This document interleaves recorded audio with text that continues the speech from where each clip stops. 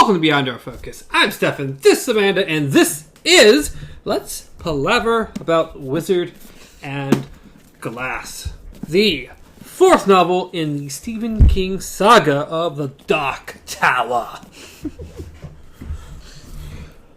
We are losing leaves. We are.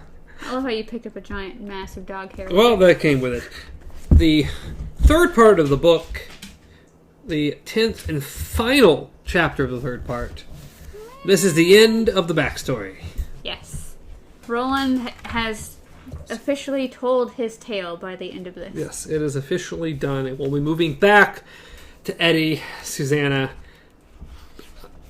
Jake, Oi, Roland, the whole crew. We'll be back. Which, I mean, as much as we've enjoyed this little, fly through history, I miss our buds. Yes.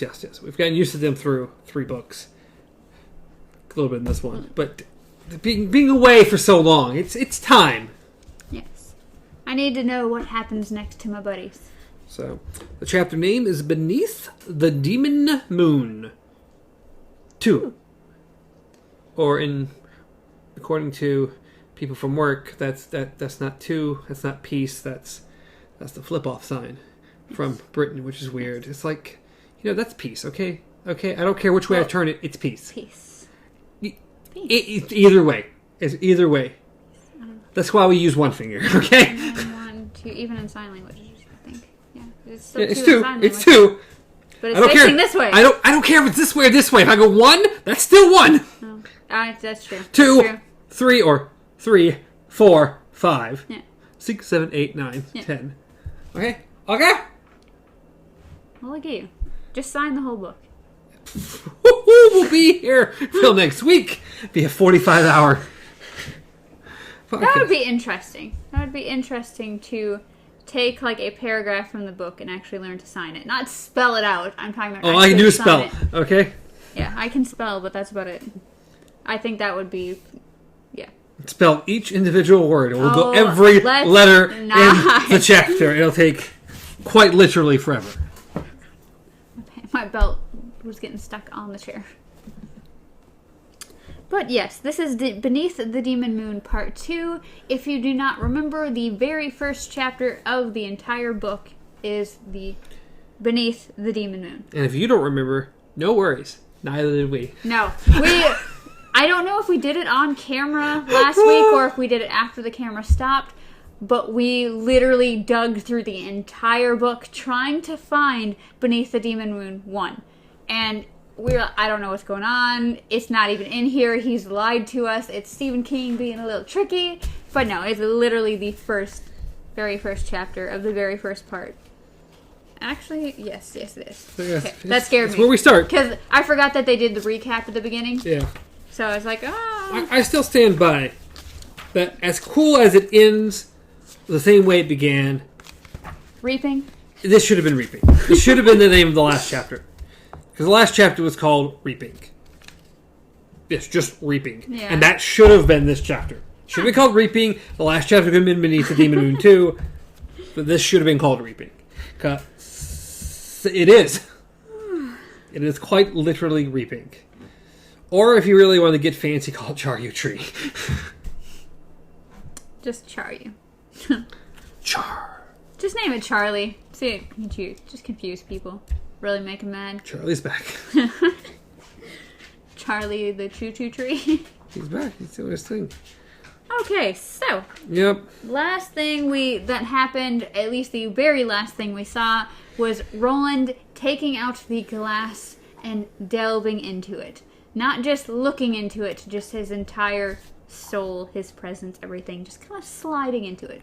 Yep, the last line was, Roland's soul was there and lost himself within it. Yes.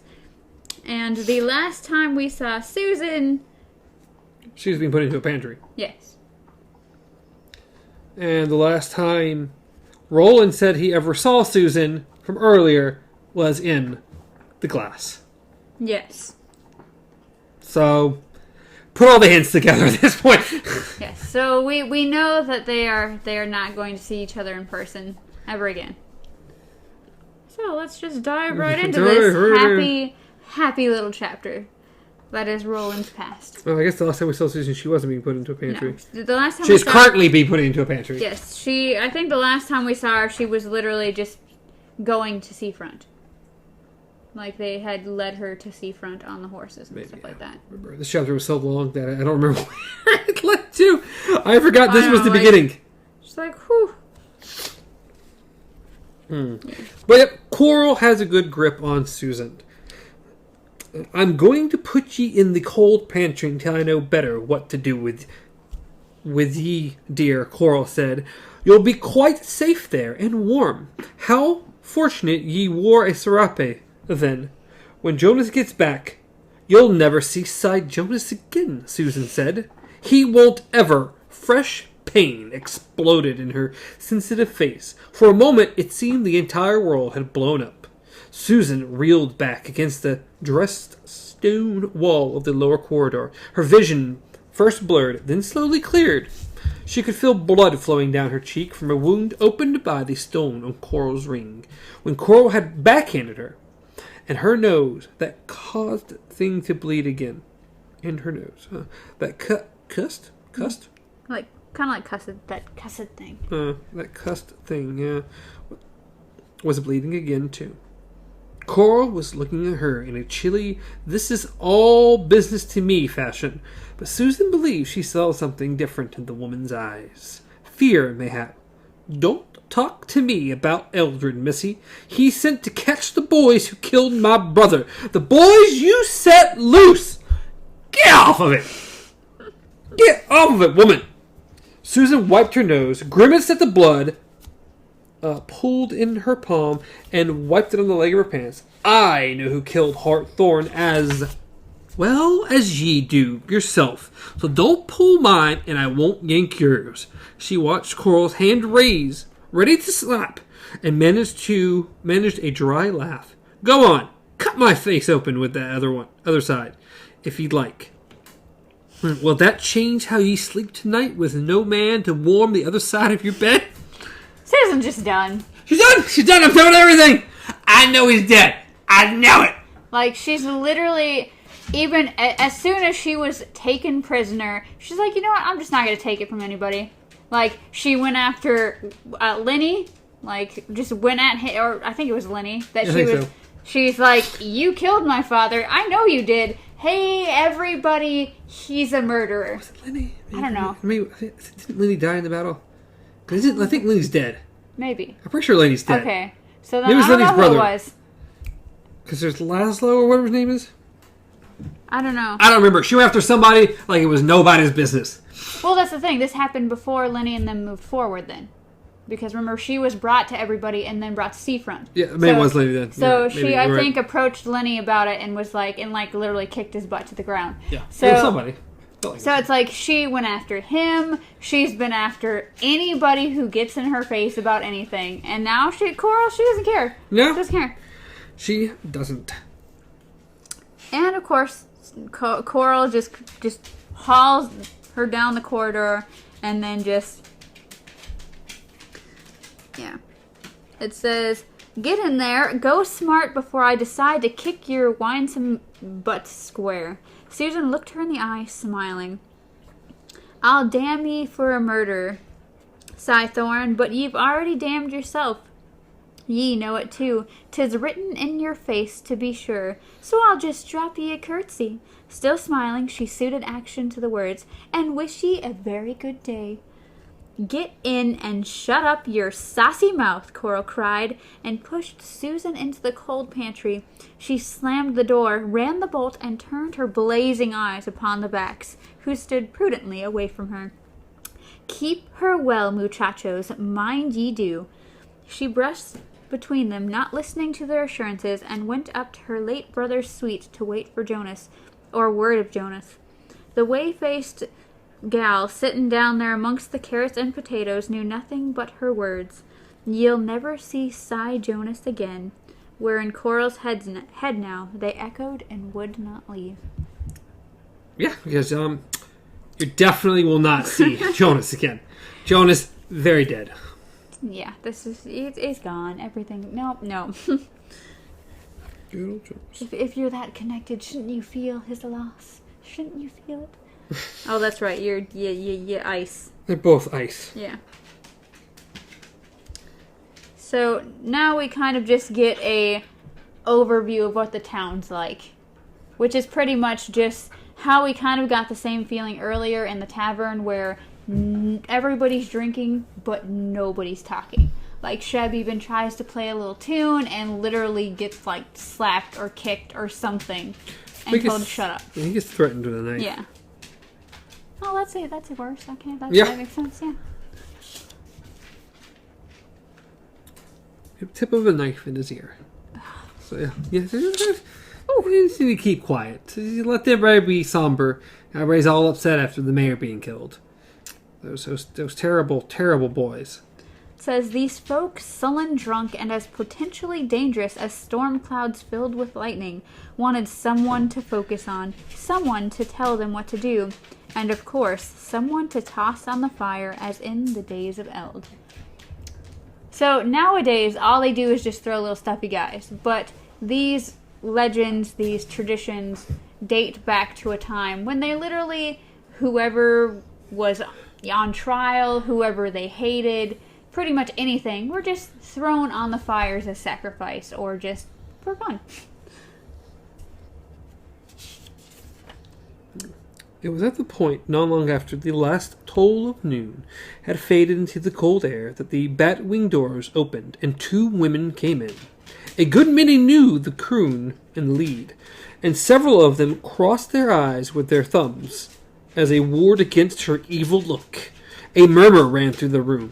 It was the Coos, the old witch woman, and although her face was pocked with sores and her eyes sunk so deep in their sockets they could barely be seen, she gave off a particular sense of vitality. Her lips were red, as if she had been eating winter berries. Yeah, I don't quite think so. Yeah, we know from the previous chapter, not winter berries. I'm just trying to do the whole cross, like you're saying it would cross their eyes with their thumb. I assume maybe. I really don't know. Like the whole crossing thing, because I don't think they literally. That doesn't make sense, and I don't know. I would just assume maybe the whole actual making, like making a cross, except they just use their thumb. I don't know. I don't know these things. I don't know. But, yeah. I apparently don't know how to ward off evil. I'm sorry, you guys. Uninvited. The woman behind her walked slowly and stiffly, with one hand pressed against her midsection. I wonder why. Her face was white as the witch's woman's mouth was red. Correlation? Rhea advanced to the middle of the floor, passing the gawking trial hands at the watch-me table without so much of a glance. When she reached the center of the bar, she stood directly beneath the romp's glare. She turned to look in the silent drovers and townfolks. "Most of ye know me," she cried in a rusty voice, which stopped just short of stridency? I would assume so. Sure. "Those of ye who don't have never wanted a love potion or needed the..." Okay. Sorry, that sentence just was like, excuse me, what? Those of ye who don't have never... have never wanted a love potion or needed a ram put back in your rod or gotten tired of a nagging mother-in-law's tongue. I'm Rhea, the wise woman of the Coos, and this lady beside me is aunt to the girl who freed 3 murderers last night. The same girl who murdered ye town's sheriff, and a good young man, married he was, and with a kid on the way, he stood before her with his defenseless hands raised, pleading for his life, because she was there, I'm sure, on behalf of his wife and his babby to come, and still she shot him. Cruel she is, cruel and heartless.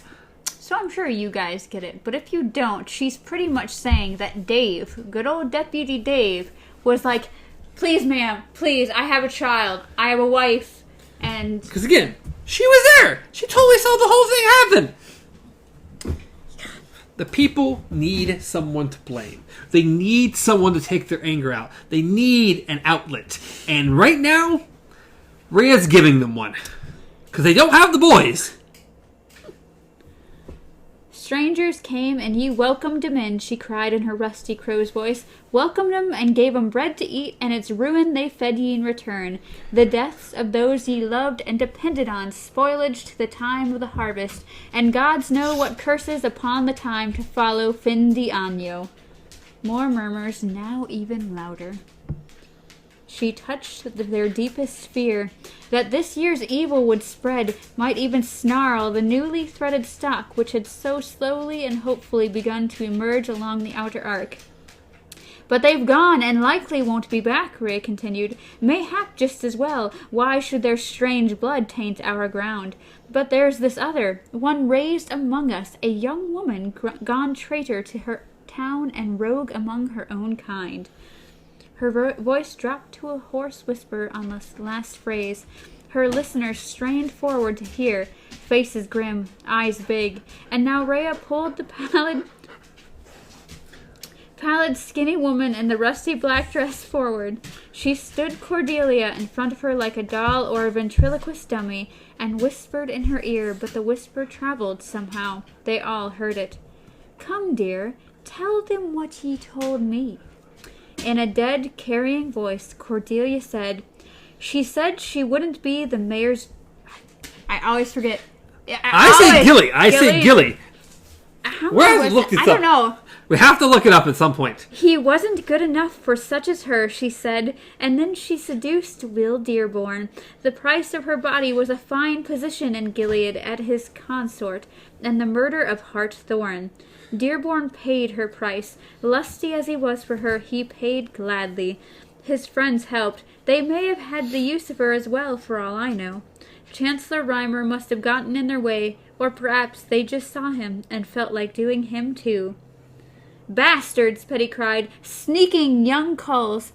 Now tell him what's needed to clarify the new season before it's spoiled, dearie, Rhea said in a crooning voice.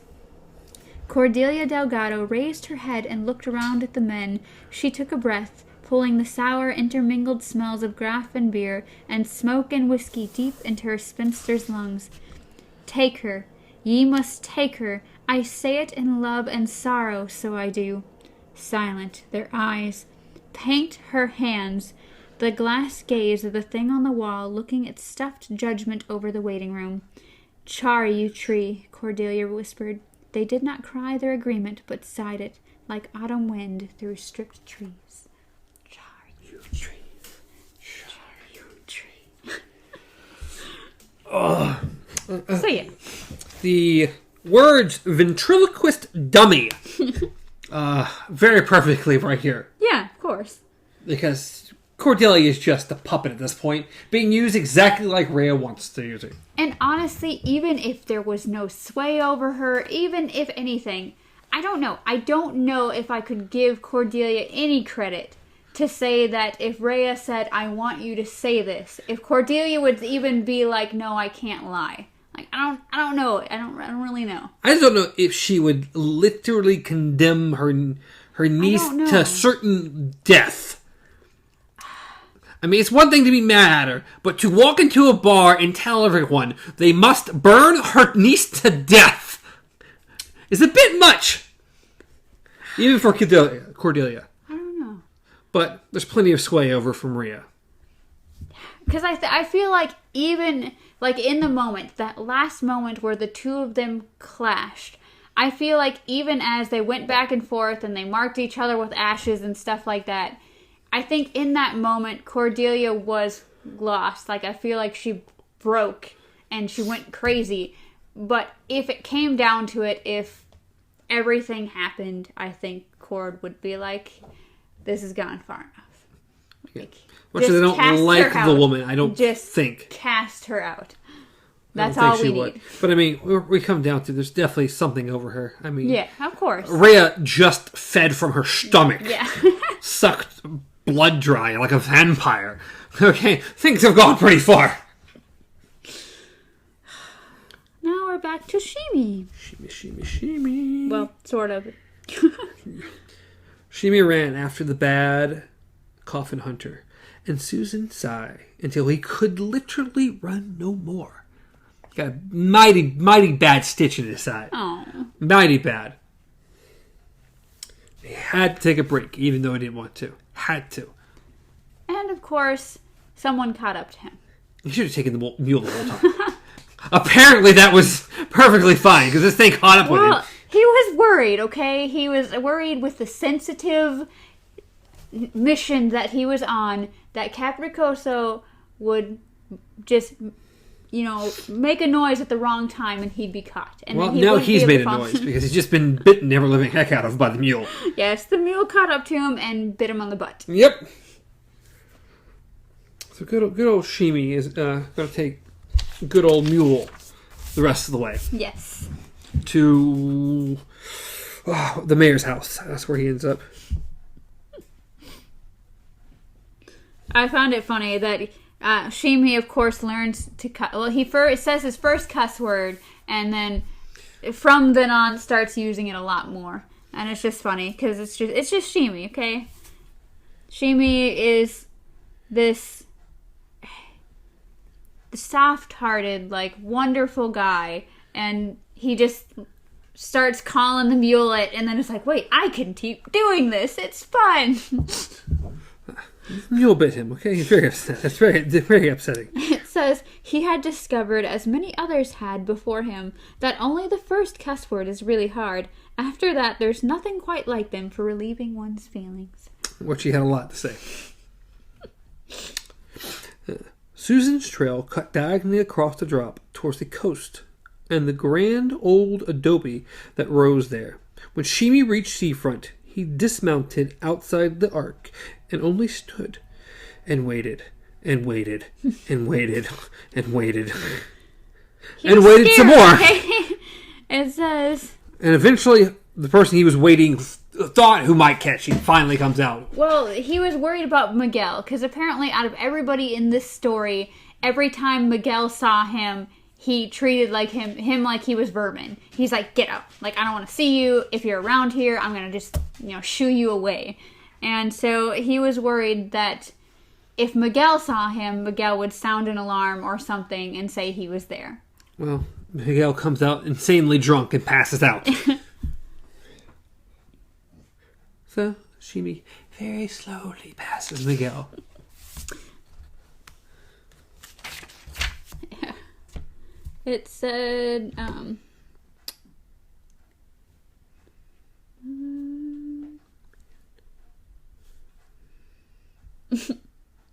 sorry, I caught Shimi cursing at the painting. He did make it to the kitchen, and he found some old food, and not the first character to just randomly start eating old food. In this very book. hungry. Very hungry, okay? But eventually, he gets himself into a room to where a hand grips him. Yeah. Out of nowhere. A hand gripped Shimi's arm just above the elbow. He almost shrieked. Don't, a woman whispered, for your father's sake. Shimi somehow managed to keep the scream in. He turned, and there, wearing jeans and a plain checked ranch shirt, her hair tied back, her pale face set, her dark eyes blazing, stood the mayor's widow. Thorin? I... There was nothing else he could think to say. Now she'll call for the guards, though, the watch, if there be any left, he thought. In a way, it would be a relief. Have you come for the girl? The Delgado girl? Grief had been good to Olivia.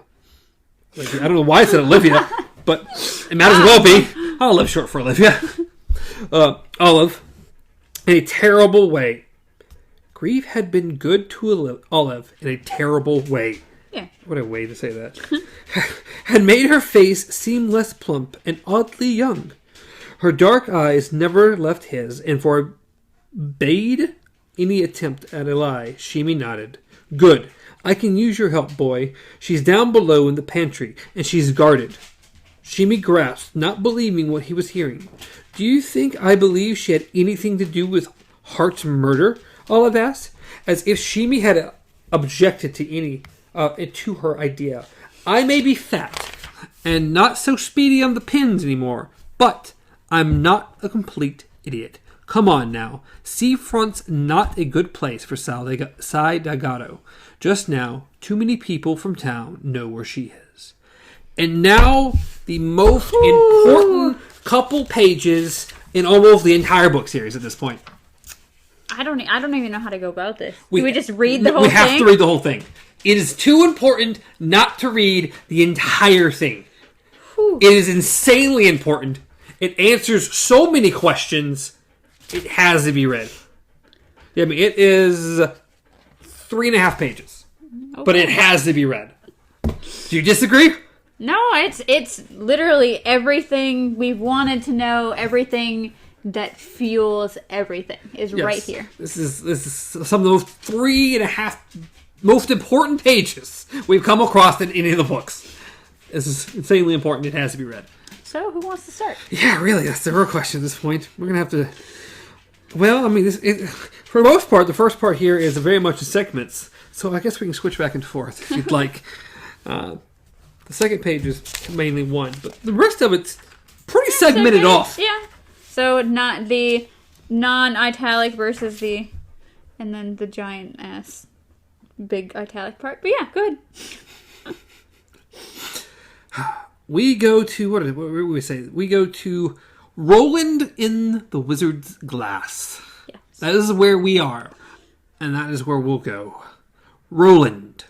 He will hear this voice in uneasy dreams for the rest of his life, never quite remembering what he has dreamed, only knowing that the dreams leave him feeling ill somehow, walking restlessly, straightening pictures in loveless rooms, listening to the call to Musean in alien town squares. I don't know what that is. I don't know what that is.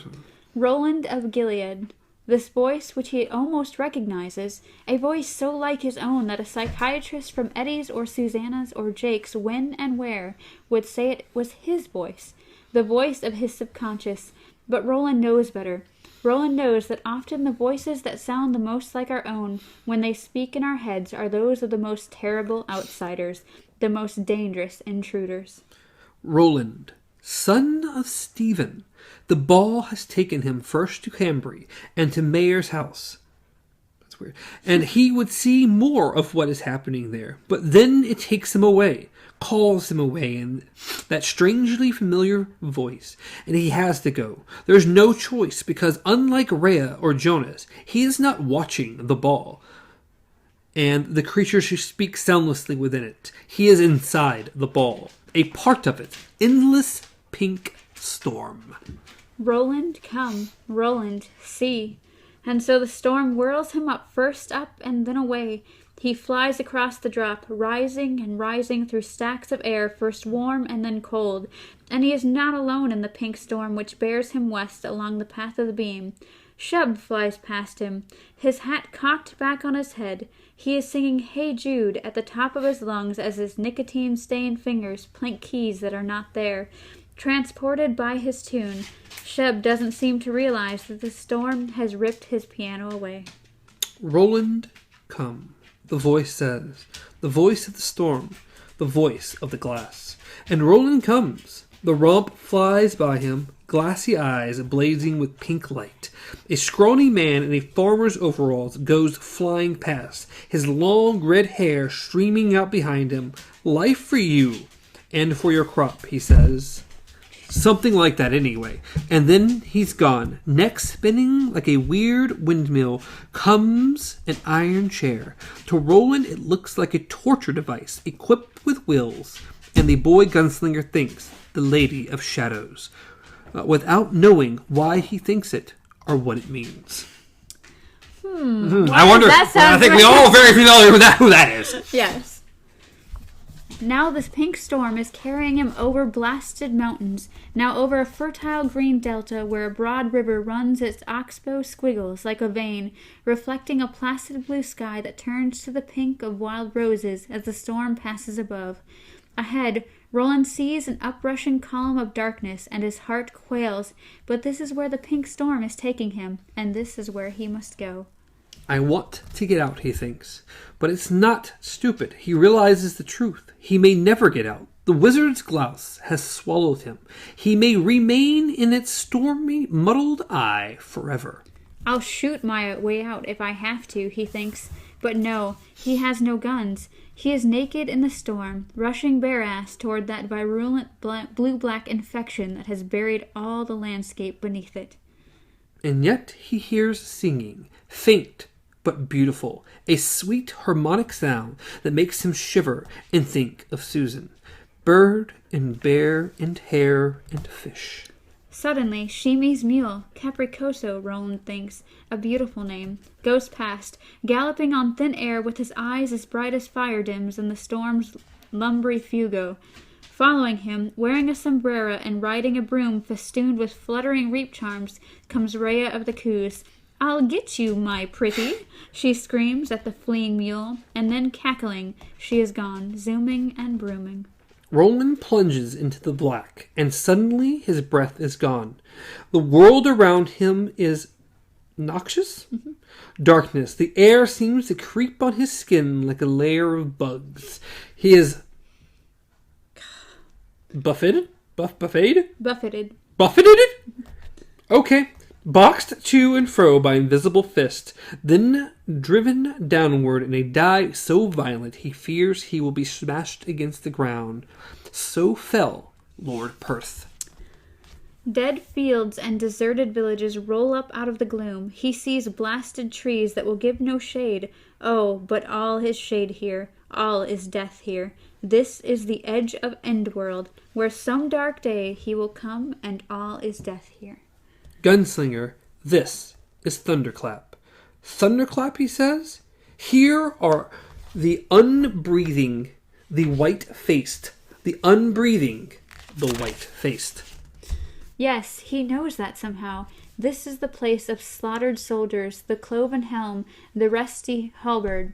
From here come the pale warriors. This is Thunderclap, where clocks run backward and the graveyard vomits out their dead. Ahead is a tree like a crooked, clutching hand. On its topmost branch, a billy bumbler has been impaled.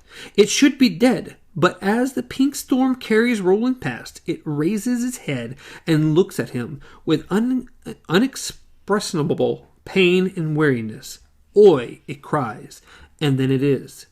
Then it, too, is gone, and not to be remembered for many years. Look ahead, Roland. See your destiny. Now suddenly he knows that voice. It is the voice of the turtle. He looks and sees a brilliant blue-gold glow piercing the dirty darkness of Thunderclap. Before he can do more than register it, he breaks out of the darkness and into the light like something coming out of an egg, a creature at last being born. Light. Let there be light. The voice of the turtle cries, and Roland has to put his hands to his eyes and peek through his fingers to keep it from being blinded. Below him is a field of blood, or so he thinks then. A boy of 14 who has that day done his first real killing. This is the blood that flows out of Thunderclap and threatens to drown our side of the world, he thinks. And it will not be for untold years that he will finally rediscover his time inside the ball and put this memory together with Eddie's dream and tell his compadres as they sit in the turnpike breakdown lane at the end of the night that he was wrong, that he had been fooled by the brilliance, coming as it did so hard on the heels of Thunderclap's shadow. It wasn't blood, but roses. He tells Eddie, Susanna, and Jake. Gunslinger, look there. Yes, there it is, a dusty gray-black pillar rearing on the horizon, the Dark Tower, the place where all beams, all lines of force converge. In its spiraling windows he sees fitful electric blue fire and hears the cries of all those pent within. He senses both the strength of the place and the wrongness of it. He can feel how it's spooling error across everything, softening the divisions between the worlds, how its potential for mischief is growing stronger even as disease weakens its truth and coherence, like a body afflicted with cancer. This jutting arm of dark gray stone is the world's great mystery and last awful riddle. It is the tower, the dark tower, rearing to the sky, and as Roland rushes towards it in the pink storm, he thinks, I will enter you, me and my friends, if Ka wills it so. We will enter you, and we will conquer the wrongness within you. It may be years yet, but I swear by bird and bear and hare and fish, by all I love, that... But now the sky fills with flaggy clouds which flow out of Thunderclap, and the world begins to go dark. The blue light from the tower rising window shines like mad eyes, and Roland hears thousands of screaming, wailing voices. You will kill everything and everyone you love, says the voice of the turtle. And now it is his cruel voice, cruel and hard, and still the tower will be pent shut against you. The gunslinger draws in all his breath and draws together all his force. When he cries his answer to the turtle, he does so for all the generations of his blood. No, it will not stand. When I come here in my body, it will not stand. I swear on my father's name, it will not stand. Then die, the voice says, and Roland is hurled at the gray-black stone flank of the tower, to be smashed there like a bug against a rock. But before that can happen... Whew! Well, that was a lot. It was a lot. That is important. This is Roland's entire reason for everything. Yes. And it's like, within the first paragraph, you know he's seen so much deeper into that about what's happening now, but it just whisks away and we get all this information now as far as him seeing everything. But in the end, we truly only get a glimpse of what he's seeing. Yes. Because I almost feel like he could write a whole book about what Roland saw in the glass. And we do, like, a little bit later, we do get more of what he saw. Yeah, a little bit more. Yeah. He speaks of it. Yes. But as far as just knowing what we know of now about, like, Jake and Eddie and Susanna and Oi, already knowing these characters from the first couple books, and knowing that Roland has actually seen them already when he was 14, but just not knowing it until this moment. It's like, ah. But this is Roland's why. Yeah. This is it, which we get a little bit more explanation here coming very soon about a little bit more about him saying they must. Yes. They have no choice. This is his only reason in life at this point. Okay. Puppy. So, good old Cuthbert and Elaine. Yes. Good old Cuthbert and Elaine stood watching Roland with increasing concern. He had the piece of Merlin's rainbow raised his face, cupped in his hands, as a man might cup a ceremonial goblet before making a toast. The drawstring bag lay crumbled in the dusty toes of his boots. His cheeks and forehead were washed in the pink glow that neither boy liked. It seemed alive somehow, and hungry, they thought. As if with one mind, I can't see his eyes. Where are his eyes? Roland, Cuthbert repeated. If we're going to get out of Hanging Rock before they're ready for us, you have to put that thing away. Roland made no move to lower the ball. He muttered something under his breath. Later, when Cuthbert and Elaine had a chance to compare notes, they both agreed it had been Thunderclap.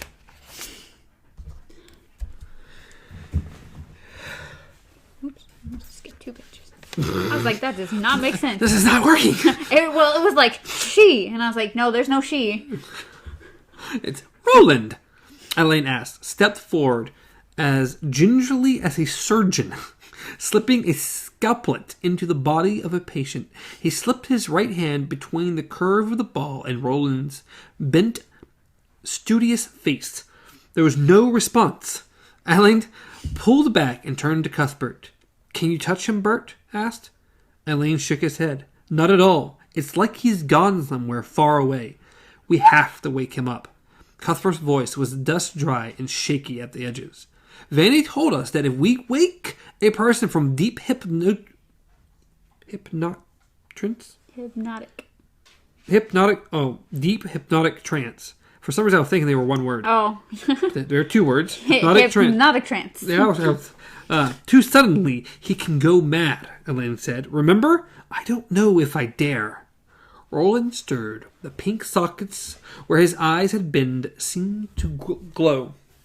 His mouth flattened into a thin, bitter determination they both knew well. "No, it will not stand," he cried, in a voice that made gooseflesh ripple the skin of the other two boys. That was not Roland's voice at all. At least not as he is now. That was the voice of a man. "No," Elaine said much later, when Roland slept and he and Cuthbert sat up before the campfire. "That was the voice of a king." Which is really cool. It's cool, but it's like... I'm sure it's scary at the time to hear, but... A king. Well... It's interesting to say king. It's just that because as far as we're aware, leader. Roland is never a king. He could have been. Well, sort of ish. Kind of like king of the night force.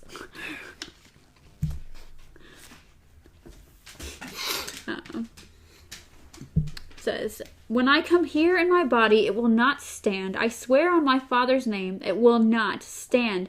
Then, as Roland's unnaturally pink face contorted like the face of a man who confronts something unimaginable horror, Cuthbert and Elaine lunged forward. It was no longer a question of perhaps destroying him in an effort to save him. If they didn't do something, the glass would kill him as they watched. In the dooryard of the barquet, it had been Cuthbert who clipped Roland. This time, Elaine did the honors, administering a hard right to the center of the gunslinger's forehead. Roland tumbled backward, the ball spilling out of his loosening hands and the terrible pink light leaving his face. Cuthbert caught the boy, and Elaine caught the ball. Its heavy pink glow was weirdly insistent, beating at his eyes and pulling at his mind, but Elaine stuffed it resolutely into the drawstring bag again without looking at it. And as he pulled the cord, yanking the bag's mouth shut, he saw the pink light wink out, as if knew it had lost, for the time being at least. He turned back and winced at the sight of the bruise puffing up from the middle of Roland's brow. "Is he out cold?" Cuthbert said. "He better come too soon." Cuthbert looked at him grimly, with not a trace of his usual amiability. "Yes," he said, "you're certainly right about that." They got things to do. Roland can't be napping.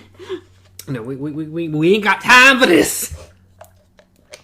We just killed a whole bunch of people. Roland's stuck in a ball. The thing's about to happen. We're attacking more people. We gotta go. We literally have a plan, and Roland, you've been messing it up since day one. Yeah, you need to step up. It's like straight to the forehead. Whoo! Right straight to the forehead. That's gotta suck. No wonder why he's out cold. Okay, it's not the ball at this point. Elaine, you about messed him up. Now we're back to Shimi, waiting at the foot of the stairs, which led down to the kitchen.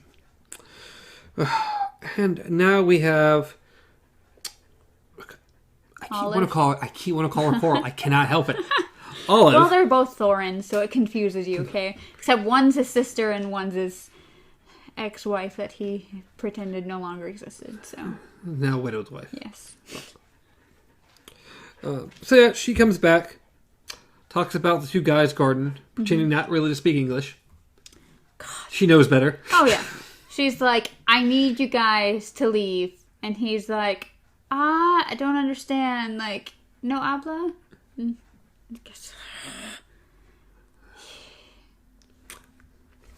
She's like, "I'm not stupid. I know that they know what I'm saying." But... And then it's like, Turn out your pockets, she said. Let's see what you have for hopes and garlands. Shimi did as she asked, producing a little pocket knife, a gift from Stanley Rez, and a half-eaten cookie from one. From the other, he brought out 3 ladyfinger firecrackers, which the first time I read it, I just read the 3 ladyfingers, and I was like, man, you got a lot of snacks in your pockets. A big banger and a few sulfur matches. Olive's eyes gleamed when she saw these. Listen to me, Shimi, she said. She has a plan. She does have a plan. She does. Now back to Cuthbert. Patted Roland's face. So, yeah, he can't get Roland up. But we get good old Elaine to use the touch to wake him. Says, Roland, wake up, please. We need you. At first there was nothing. Then Roland stirred, muttered, and pulled his hands out of Elaine's. And the moment before his eyes opened, both of the other 2 boys were struck by the same fear of what they might see. No eyes at all, only a raving pink light. But they were Roland's eyes, all right, those cool blue shooter's eyes. Cool blue shooter's eyes.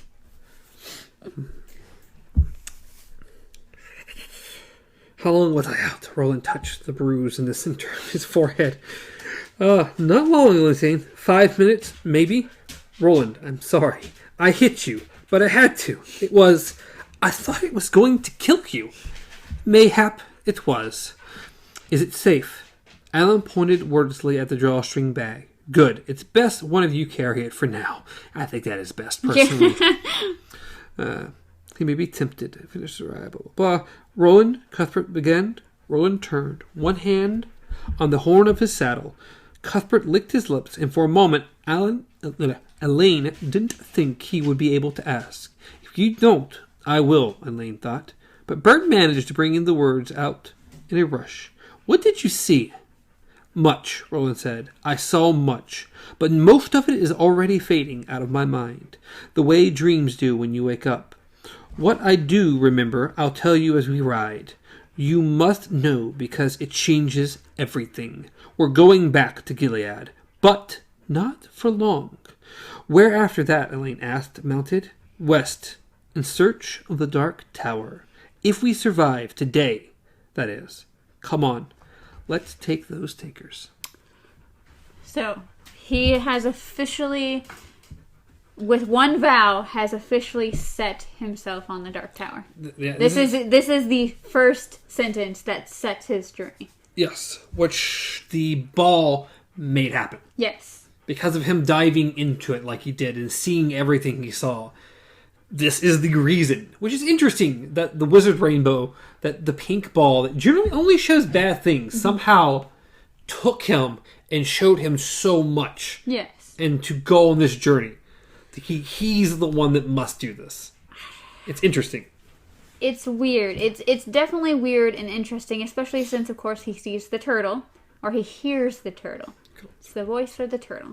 But also that last line. That last line was so important because he remembers it even as he grows older. The whole, you will kill everything that you love. And he's like, no, I won't. And it's like, well, then die. Like, just, your choices are, you sacrifice everything or you die. That's just it. Those are your options, Roland. And that remains his options. Yes. Unfortunately. A lot of death around Roland. Yes. He's constantly met with that decision of... I mean, how many times did he sacrifice Jake? Yes. It's this person, this relationship, this scenario, this anything, happiness. That's a sacrifice all its own. You have happiness, a peaceful life, or death. You take all that from you, or you die. Which one are you choosing? And he's like, no, I must go forward. I must know the truth. I can't just die and not know what the Dark Tower is. Keep pursuing it through everything. And that's why, like, even just now, every single time in these book series that Roland has ever said, like, it's okay, I'm going to change, or it's okay, I'm thinking about choosing this, and we go, or Eddie has said, you know, like, Roland, you'll choose anything over your tower, and we're like, this is it, right here.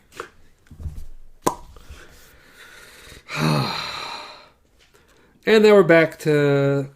The pantry. Yes, the pantry. The two Vax. So good old Olive gets to come back in and try to persuade them once again. Yeah. Maria's actually joined them. Yes. Good old Maria, who we've never heard of before in this book. Shut your face. Pretty positive. She's never been in the book before. This is the first time we've heard of her. Yeah, That's what you said the last time we heard of her. So what's your excuse now? Delusions? I don't have a good answer here. There are some people upstairs trying to steal things. Yes. They have set the place on fire. You guys have to do something about it. You're the only one protecting the place now. Come on, Olive snapped. Are you cowards? And then, of course, we get a bunch of little firecrackers and stuff. So Shimi's doing what he did the last time. Yes. He's setting off firecrackers, and this time literally setting things on fire. Like he's setting the curtains on fire. And Maria and Olive are literally like, we'll watch the chick go. And they're like, well, we can't really go.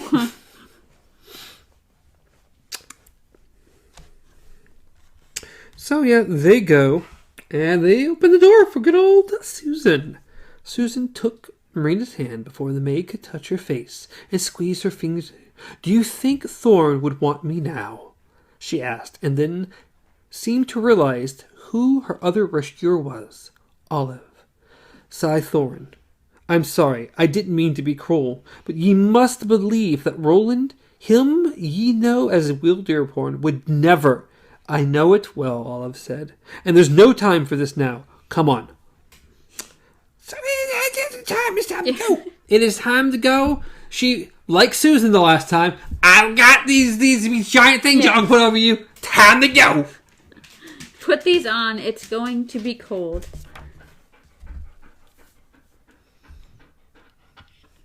It says, Olive hoped with all her heart that they would be fortunate. She wanted Susan safely away from Hambry before the sun went down and before the moon rose. And now some much more important information. Oh, jeez.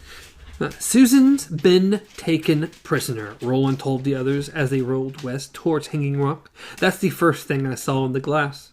He spoke with such an air of absence that Cuthbert almost reined up. This wasn't the arid lover of the last few months. It was as if Roland had found a dream to ride through the pink air within the ball, and part of him rode it still. Or is it riding him? Cuthbert wondered. What? Elaine asked. Susan? Taken? How? By whom? Is she all right? You seem much more concerned than Roland. Yeah, I was about to say, everybody notices it too. Taken by Jonas. He hurt her some, but not too badly. She'll heal, and she'll live. I'd turn around in a second if I thought her life was in real danger. Roland! Roland! What do you think? What do you think is going to happen, Roland? What danger are you... Roland! Ah! Oh, which I think he explains a little later. Well, yeah, but still. But, Roland! Ah! It's... It said, they're sitting there checking to see what weapons and stuff they still have. Cuthbert still has his slingshot. He has some big bangers. It says, he's using every ounce of his will to keep from going back anyway, Cuthbert thought. He found the realization comforting. Sometimes Roland scared him. There was something in him that went beyond steel, something like madness. If it was there, you were glad to have it on your side, but often enough you wished it wasn't there at all, on anybody's side. Where is she? Elaine asked. Reynolds took her back to Seafront. She's locked in the pantry, or was locked there. I can't say which exactly, because... Roland paused, thinking. The ball sees far, but sometimes it sees more. Sometimes it sees a future that's already happening. How can the future already be happening? Elaine asked. I don't know, and I don't think it was always that way. I think it's more to do with the world than Merlin's rainbow. Time is strange now. We know that, don't we? How things sometimes seem to slip. It's almost as if there's a thinny everywhere, breaking things down. But Susan's safe. I know that, and that's enough for me. Shimi's going to help her, or is helping her. Somehow Jonas missed Shimi, and he followed Susan all the way back. Good for Shimi, Elaine said, and pumped his fist in the air. Hurrah! Then, what about us? Did you see us in the future? No, this part was all quick. I hardly snatched more than a glance before the ball took me away. Flew me away, it seemed. But I saw smoke on the horizon. I remember that. It could have been the smoke of burning tankers or the brush piled in front of Eyebolt, or both. I think we're going to succeed. Cuthbert was looking at his old friend in a queerly distraught way. The young man so deeply in love that Bert had needed to knock him into the dust of the courtyard in order to wake him up to his responsibilities. Where was that young man exactly? What had changed him, given him those disturbing strands of white hair? I forgot to mention that Cuthbert noticed that there was, white hairs now in Roland. We had a very dramatic experience. Very, very dramatic. If we survive what's ahead, Cuthbert said, watching the gunslinger closely, she'll meet us on the road. Won't she, Roland? He saw the pain on Roland's face and now understood. The lover was here, but the ball had taken away his joy and left only grief. That, and some new purpose, yes. Cuthbert felt it very well, which had yet to be stated. I don't know, Roland said. I almost hope not, because we can never be as we were. What? This time Cuthbert did rein up. What's going on here? You were just so drawn into this girl that nothing else mattered. Now it's we can't be together. Things have changed, unfortunately. Roland looked at him calmly enough, but now there were tears in his eyes. We are fools of Ka, the gunslinger said. Ka, like a wind, Susan calls it. He looked first at Cuthbert to his left and Aline on his right. The tower is our Ka, mine especially. But it isn't hers, nor she mine, no more is John Farson our Ka. We're not going towards him and to defeat them, but only because they're in our way. He raised his hands, then dropped them again, as if to say, What more do you need me to tell you? There is no tower, Roland, Cuthbert said patiently. I don't know what you saw in the glass ball, but there is no tower. Well, as a symbol, I suppose, like Arthur's cup or the cross of the man Jesus, but not as a real thing, a real building. Yes, Roland said, it's real. They looked at him uncertainly and saw no doubt in his face. It's real, and our fathers know. Beyond the dark land, I can't remember its name now. It's one of the things I've lost. Is Indworld, and Indworld, and in Indworld stand the Dark Tower. Its existence is the great secret our fathers keep. It's what has held them together as quartet across all these years of the world's decline. When we return to Gilead, if we return to... And now I think we will. I'll tell you what I've seen, and they'll confirm what I say. You saw all that in the glass? Elaine asked in an awe-hushed voice. I saw much, but not Susan Delgado, Cuthbert said. No. We finish with yonder men, and she finishes with mages. Her part of our quartet ends. Inside the ball, I was given a choice. Susan and my life as her husband and father of the child she now carries, or the tower. Roland wiped his face with a shaking hand. I would choose Susan in an instant, if not for one thing.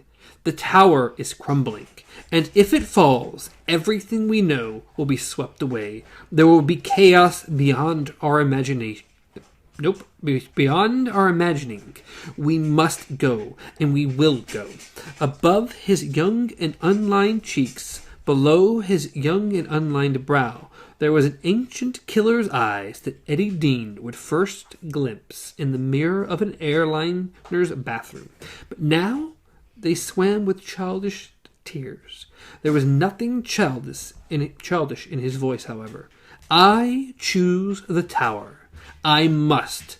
Let her live a good life, and along with someone else, she will in time. As for me, I choose the tower. The famous declaration. As we hear over and over and over and over again. Roland always. He's a tower junkie. Yeah, and this is his first hit. Yep. He just got his first hit of the tower, and he has made his first declaration of loyalty. After this entire thing of him being obsessed with Susan. Susan, yes. Him literally ruining everything for him, pretty much for them. After holding off on plans that could have gone through, on completely missing things because he's infatuated with this woman. He sees this one thing, and it is now his sole purpose in life. Yeah, as we clearly seen in the first 3 books. The whole reason we're on this journey. Well, I guess if he wasn't a junkie, we wouldn't have this series. So. No, we wouldn't, but still. Now we're back to Susan and Shimi. Yes, they have escaped.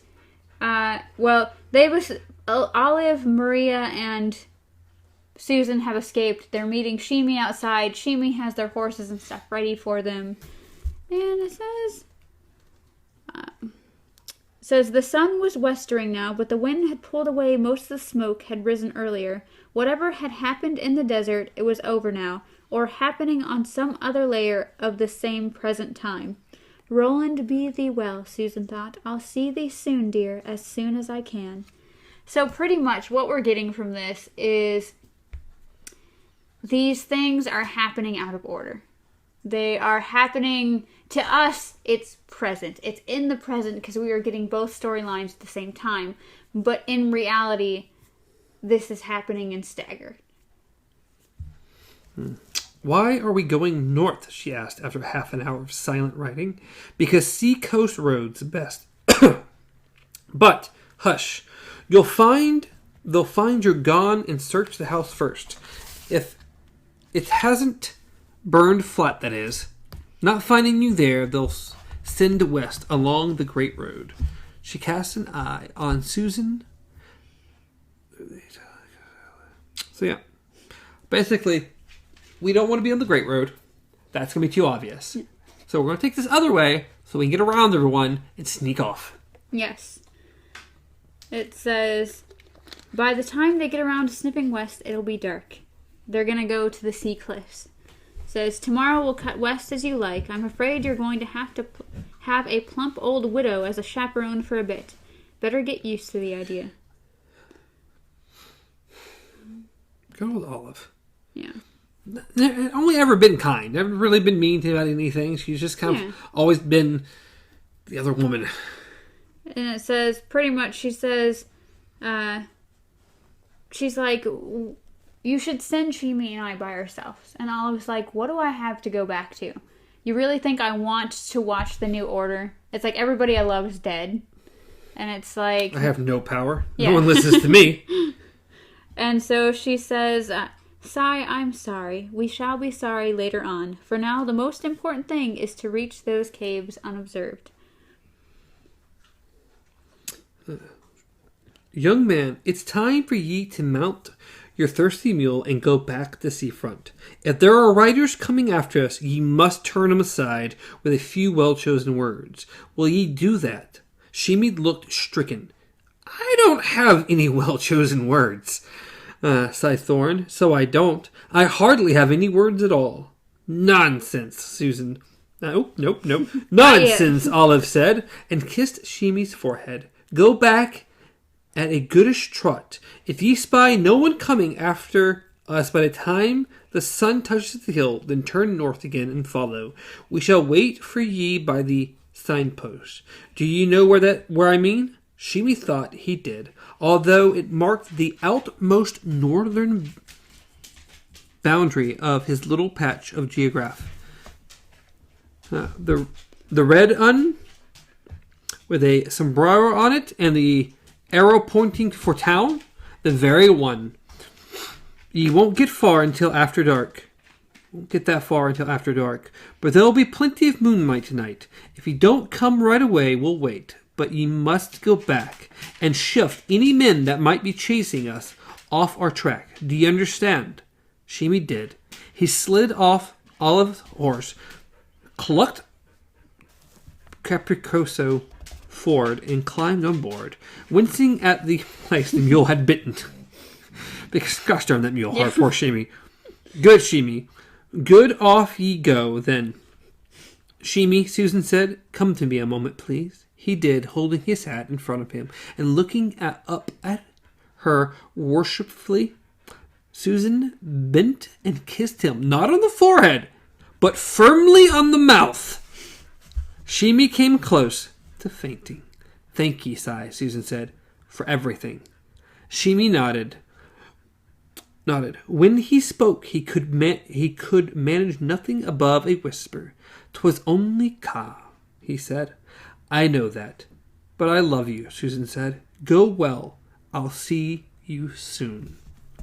I look forward to it. But there was no soon, and no later for them either.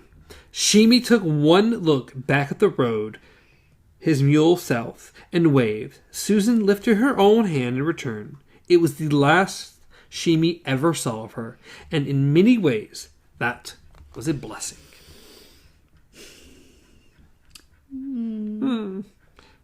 Do we actually hear what happens to Shimi after this? They don't even mention him again. I don't believe so. I think it's just... Where did you go, Shimi? Well, when it comes down to it, it's like they could never go back, so... But still, where did he go? He just kind of disappears. Go back and block our road. And, you don't find anyone, disappear into the night. Never be seen again. It says, Latigo had set pickets a mile out from Hanging Rock, but the blonde boy Roland and Cuthbert and Elaine encountered as they closed in on the tankers looked confused and unsure of himself. No danger to anyone. When Cuthbert gave the good man's sigil, hands clasped to the chest, left above right, then both held out to the person being greeted. The blonde picket did the same, and with a grateful smile. What's Spin and Rary back there? He asked, speaking with a strong in-world accent. To Roland, the boy sounded like a Nordite.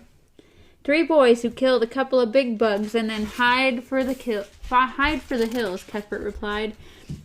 He was an eerily good mimic and gave the boy back his own accent faultlessly. There were a fight. It'd be over now, but they did fight fearful. What? No time, Roland said briskly. Yeah. We have dispatches. He crossed his hands on his chest, then held them out. Heil Farson. Good man, the blonde returned smartly. He gave back the salute with a smile that said he would have asked Cuthbert where he was from and who he was related to if there had been more time. Then they were past him and inside Latigo's perimeter, as easy as that. Yeah, it was that easy. It was easy as, all right, we're in! It was easy as just pretending to be one of them, saluting, and then walking right in. Yeah, before the day of the internet, and everybody has pictures and everything. They don't know what these boys look like. Well, what happened to all the wanted posts? Oh, paper is, priceless commodity. Exactly, you can't be putting wanted papers everywhere. But it's like, it's kind of like their original plan, which I thought would happen. I thought they were going to blend into the back horses from the previous fight and then just make their way up. That didn't happen, but I thought they just killed them off little by little and then just attacked. Yeah. Which, this isn't much going to be a whole lot different. Good old Lane has Lenny's machine gun. Mm-hmm. And this is going to be hit and run. This is, we're going up, we're attacking, and we're running off because we have a plan. And yeah, Roland pretty much tells Elaine, if the machine gun jams, you drop it and you just keep firing with your revolver. Yep. Roland drew both revolvers. Gilead, he cried. Heil Gilead. And off they go. Off they go. And now we're back to Susan. So did he ride down the Hanging Rock like furries? Or is it Furies? I'm pretty sure it's Furies. But if there was another R there, you're close. That changed everything. The gunslingers rode down on Hanging Rock like furries. Oh. God, that would be terrifying anyways. Just We skinned a couple coyotes on the way down. Put that on. I'm sure everybody would have bolted. Like, everybody. If you just saw a bunch of people in animal suits just riding at you on horses, either one, you would just stop and stare until you got ran over or shot, or you'd bolt. Animals riding animals. Yes. Carrying guns. What's happening? Planet of the Apes. Pretty much. So now we move back to Susan and Olive. Yes, we do. It says, 20 minutes after sending Shimi back south, Susan and Olive came around a sharp bend and found themselves face to face with 3 mounted men in the road. In the late slanting sun, she saw that one in the middle had a blue coffin tattooed on his hand. It was Reynolds. Susan's heart sank. The one on Reynolds' left, he wore a stained white drover's hat and it had a lazily cocked eye. She didn't know, but the one on the right, who looked like a stony-hearted preacher, was Laszlo Reimer. It was Reimer that Reynolds glanced at after smiling at Susan. "Why, lass, I couldn't even get us a drink to send his late brother, the Chancellor of whatever you want, and the Minister of thank you very much, on with a word," Reynolds said. "We hadn't hardly hit town before we got persuaded out here. I wasn't going to go, but damn." "I think your aunt may have lost a wheel or two off her cart, though," sighed Delgado. "Your friends are dead," Susan told him. Reynolds paused, shrugged. "Well now, maybe see and maybe no. Me, I think I've decided to travel on without 'em if they ain't. But I might hang around here one more night. This reaping business, I've heard so much about the way folks do it in the outers, especially the bonfire part." Mm-hmm. "Let us pass," Olive said. "This girl has done nothing, and neither have I." "She helped Dearborn escape," Reimer said. "Him who murdered your own husband and my brother. I wouldn't call that nothing." "The gods may restore Kimba Reimer in the clearing," Olive said, "but the truth is he looted half of this town's treasury, and what he didn't give over to John Farson, he kept for himself." Reimer recoiled as if slapped. "He didn't know I knew? Laszlo, I'd be angry at how little any of you thought of me, except why would I want to be thought of by the likes of you anyway? I knew enough to make me sick, leave it at that. I know that the man you're sitting beside—" "Shut up," Reimer muttered. "Was likely the one who cut your brother's black heart open. Cy Reynolds was seen that early morning in that wing, so I've been told." "Shut up, and so I believe." "Better do as he says, Cy, and hold your tongue," Reynolds said. Some of the lazy good humor had left his face. Susan thought, he doesn't like people knowing what he did, not even when he's the one on top and what they know can't hurt him. And he's less without Jonas, a lot less. He knows it too. "Let us pass," Olive said. "No, Cy, I can't do that." "I'll help you then, shall I?" Her hand had crept beneath the outrageously large serape during the palaver. I almost did it. That's such a hard word. And now she brought out a huge and ancient pistola, its handles of yellowed ivory, its filigreed barrel of old tarnished silver. On top was a brass powder and spark. Olive had no business even drawing the thing. It caught on her serape, and she had to fight it free. She had no business cocking it either, a process that took both thumbs and 2 tries. But the 3 men were utterly flummoxed by the sight of the elderly blunderbuss in her hands. Reynolds as much as the other 2. He sat his horse with his jaw hanging slack. Jonas would have wept. "Get her!" a cracked old voice shrieked from behind the men blocking the road. "What's wrong with ye stupid culls? Get her!" Reynolds started at that and went for his gun. He was fast, but he had given Olive too much of a head start and was beaten. Beaten cold. Even as he cleared leather with the barrel of his revolver, the mayor's widow held the old gun out in both hands, and squinching her eyes shut like a little girl who's forced to eat something nasty, pulled the trigger. The spark flashed, but the damp powder only made a weary floop sound and disappeared in a puff of blue smoke. The ball, big enough to have taken Clay Reynolds' head off from the nose on up, had it fired, stayed in the barrel. In the next instant, his own gun roared in his fist. Olive's horse reared, whinnying. Olive went off the gelding, held head over boots with a black hole in the orange stripe of her serape, the stripe which lay above her heart. Susan heard herself screaming. So, sadly, Olive is gone. Even though she did nothing wrong in this entire book, she's gone. I really wish she would have killed Reynolds. I do too. Because then they could have still killed her. We could have continued onward. But her killing one of the big coffin hunters would have just been wonderful. Reynolds, even at this point, anybody, Reynolds, Reimer's brother, I don't care if she clipped Rhea, hit somebody. But just for her gun to just go floop and not do anything was a waste. Yes. It was a waste. Because she was an amazing character. She's just... You felt so much sympathy for her this entire time, and now she's the big hero, and she goes to shoot, and now you give her a damp weapon. Yeah, they really hurt it. The galloped out pony that had brought the witch back to Hambry had been replaced by a fresh one, but it was the same black cart, the same golden... Kabbalistic. Sure, symbols. The same driver. Rhea sat with the reins in her claws. Her head ticked from side to side like a head of a rusty old robot, grinning at Susan without humor, grinning as a corpse grins. Hello, my little sweetening. That would have been funny if she said, hello, my pretty. We already got that once, okay? Or something similar. She said, calling her as she had all those months ago. When Susan had gone to get tested. No. Your pallies and scraw buddies have taken my ball. Ye ken, Rhea said, clicking the pony to stop a few paces ahead of the rider. Even Reynolds looked down at her uneasily. Took my lovely glam. That's what those bad boys did. Those bad boys. But it showed me much while I had it, It sees far, and in more ways than one. Much of it I've forgotten, but not which way ye'd come, my sweetening, not which way that precious old dead woman laying yonder on the road would bring ye. And now ye must go to town. Her grin widened, became something unspeakable. It's time for the fair, ye ken. Let me go, Susan said. Let me go if ye'd not answer to Roland of Gilead. In what way did she think that would do anything? Anything! You really think Rhea cares at all? This woman is like so far in charge it's not even funny.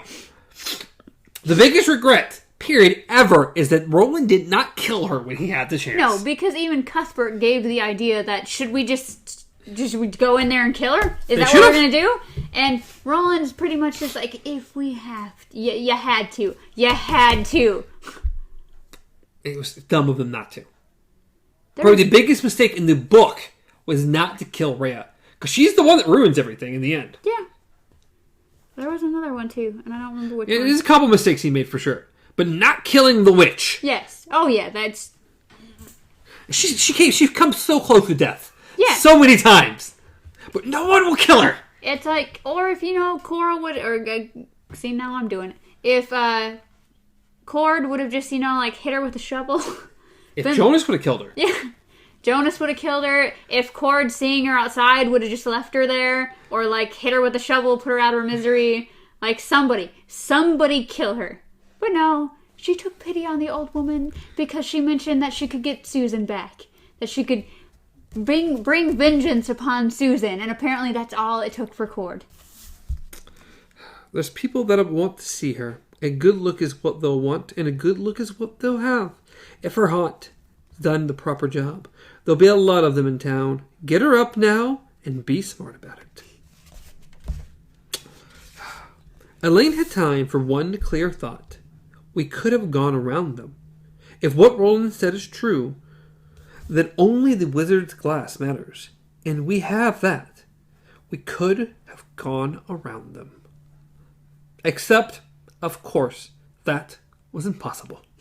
100 generations of gunslingers' blood argued it. Tower or no tower, the thieves must not be allowed to have their prize. Not if they could be stopped. So pretty much, it's like, technically, if Farson wasn't their main goal, they could have easily just left.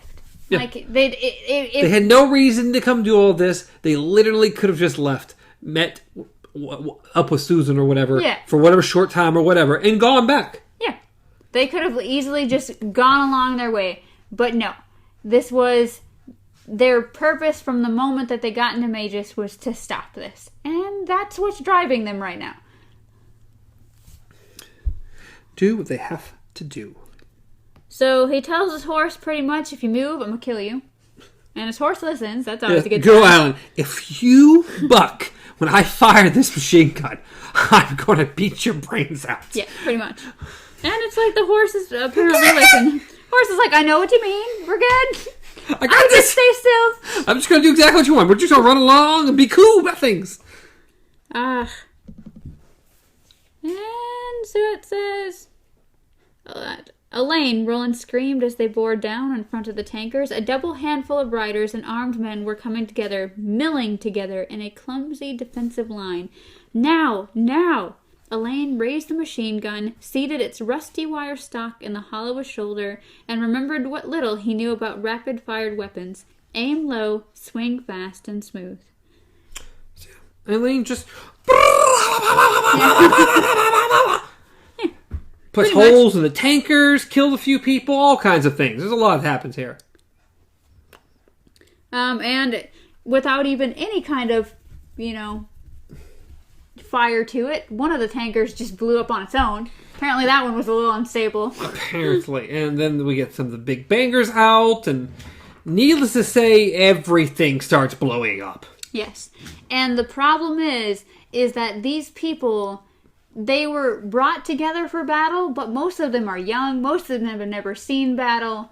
And they're more mesmerized by the fact that these tankers are on fire and blowing up, and they probably should get away from them, than they are that people are literally shooting at them now. Yes. It's like... Well, Farson didn't send a lot of great men this way. No. He didn't expect anyone to be here to do anything. So he just needed people to kind of guard it and move the tankers. Yeah. And get the horses. And, well, there are a couple gunslingers here that kind of messed all that up.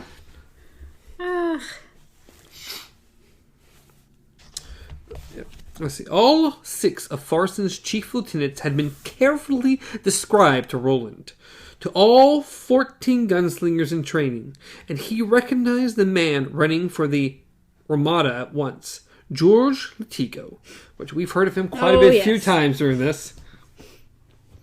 Which is interesting because it's like, oh, Roland has the opportunity to kill him. Doesn't. Instead kills the guy next to him because he wants him fired up. Yeah. It's like, I won't kill the leader because I want the leader to get everyone together and chase me. Yes. And gets exactly what he wants. Oh, yeah. Because he pretty much says, you to me... And as soon as that guy even notices he's talking to him, well, bam, he's dead. So he reaches to another guy and is like, that's it, we're going. He's infuriated. Of course, now he's also the guy that lost Farson's oil. Oh, yes, because it was his decision to place all the tankers close together to begin with.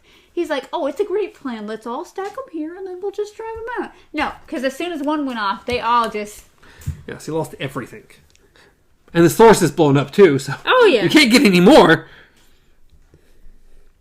It says, they spurred west toward Eyebolt Canyon. As they went, Roland felt a single bullet drone past his left ear. It was, so far as he knew, the only shot fired at any of them during the assault on the tankers. Because no one knew what was going on. They were caught completely by surprise. Just like the first group they fought. Completely by surprise. Well, these guys literally thought, okay... So they're still in jail somewhere. They're still wherever, or they've gone away and they're never coming back. They're not gonna come find us. If they escaped prison, they're gonna leave like smart little kids. They have the numbers. Yes. Just like the first time, they had the numbers. That clearly does not matter. Latigo was in an ecstasy of fury, a perfect brain-bursting rage, and that was probably merciful. It kept him from thinking of what the good man would do when he learned of this fiasco. Mm-hmm. For the time being, all Latigo cared about was catching the men who had ambushed him, if an ambush in desert country was even possible. Men? No. The boys who had done this. Latigo knew who they were, all right. He didn't know how they had gotten out here, but he knew who they were, and their run would stop right here, east of the woods and rising hills. Mm-hmm. Sure. Mm-hmm. So in order to get people's attention, because as I said, they're still staring at these tankers like Dawn of the Dead zombies staring at fireworks. He walks up, hands a random dude a gun, and says, "Shoot him," and just points to a random other guy. And the guy shoots him, and suddenly everybody's fucking weak. Like, okay. All right, things are happening. Okay, maybe we should listen. And of course, the tankers are still just blowing up. At this point, there's nothing you can do. It's not like you can stop it. Get as many men as you can, Hendricks, but don't linger over the job. They're headed for that canyon, and I believe someone told me it's a box. If so, we're going to turn it into a shooting gallery. So yes, everything Roland wanted them to think is exactly how it's going. Yep. It was a great plan. These guys have no idea what's going on. They're new to the area. We've got them infuriated. They see us running into this boxed canyon. They think if they come in after us, we'll have no options and we're gone. They think a bunch of naive, or a trio of naive little boys are running into a canyon and they're just going to be walled in. Yep. And they're going to be sitting there just crying for help because they're trapped. Mm-hmm. No, not the case. Not the case at all. No. So they're, of course, riding ahead, and he tells them to slow down a bit. We have time to kind of discuss things a bit more before they catch up. They put bandanas around their ears, try to block some of the sound of the thing. Yes, because, of course, they know the canyon holds the thinny. Latigo's men don't. No. But they know it holds the thinny. And, of course, it's going to make you nauseous and want to kill yourself if you listen to it. Latigo was in the first group, and at the first head of the first... Latigo was at the head of the first group, Roland thought, and he was deliberately holding his riders back a little so that the two groups could merge and attack together. Good, he thought. Yeah, I want as many as possible, as quickly as possible. Yay! Of course. The more the merrier, because, people running in one direction. Anybody been in a stampede, ever?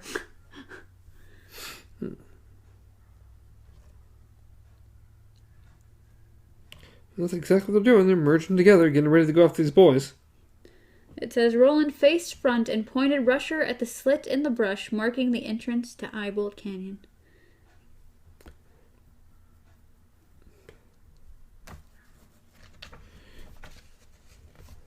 That must be the first picture of the tower. Or maybe? Yeah, I got that not too long ago. I'm not sure exactly. I think they're going in, Rodney. Yes, look, I'm sure of it. 2 more minutes, and it'll be too late for them to turn back. They didn't want to. And of course, he's the one that raised his gun and randomly shot at them. Because, see, so how King writes is once again, he has that staggered writing where it's like, you're getting one side of the event, and then you're going back and getting another side of event. And some events are happening at the same time, but because you can't literally write the events at the same time, it's just... Dismount, Roland shouted when they reached the line-tangled brush. And this is where, okay, we're getting we're sending the horses off. Oh, yeah. We're going in here by ourselves. They've been good horses.